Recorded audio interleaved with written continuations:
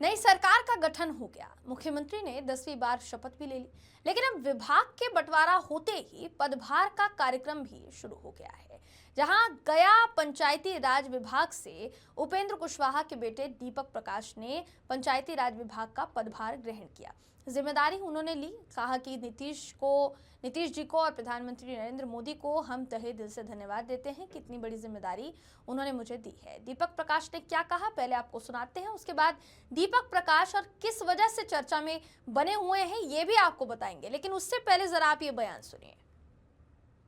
हमारे देश की राजनीतिक व्यवस्था में, लोकतांत्रिक व्यवस्था में पंचायती राज संस्थाओं का एक अहम स्थान है। माननीय प्रधानमंत्री जी और माननीय मुख्यमंत्री जी के नेतृत्व में बिहार सरकार के पंचायती राज मंत्री के रूप में काम करने का अवसर मिल रहा है। मेरी कोशिश रहेगी, हम संकल्पित हैं कि पंचायती राज व्यवस्था की संस्थाएं इस तरह से काम करें, इस तरह से सशक्त हों कि बिहार के गांव-गांव में एक एक व्यक्ति तक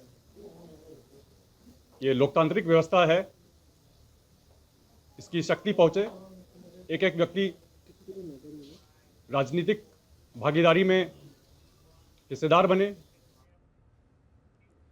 जी, तो आप दीपक प्रकाश को सुन रहे थे। दीपक प्रकाश को इस समय उपेंद्र कुशवाहा के बेटे के तौर पर तो जाना जा ही रहा है, मगर इसके अलावा चर्चा ये भी है कि कैबिनेट में मंत्री बनाए गए दीपक प्रकाश 14 तारीख यानी काउंटिंग के दिन एक निर्दलीय प्रत्याशी के काउंटिंग एजेंट बने हुए थे।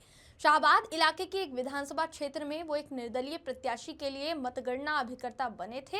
बजाप्ता निर्वाची पदाधिकारी ने इस संबंध में पहचान पत्र जारी किया था। अब वो पहचान पत्र वायरल हो रहा है। हालांकि इसकी पुष्टि राष्ट्रीय समाचार नहीं करता है। इस घटनाक्रम के अलावा दीपक प्रकाश इसलिए भी चर्चा में है क्योंकि इन्होंने अभी तक चुनाव नहीं लड़ा। ये कहा गया कि 6 महीने के अंदर इन्हें एमएलसी बनाकर मंत्री पद पर रखा जाएगा।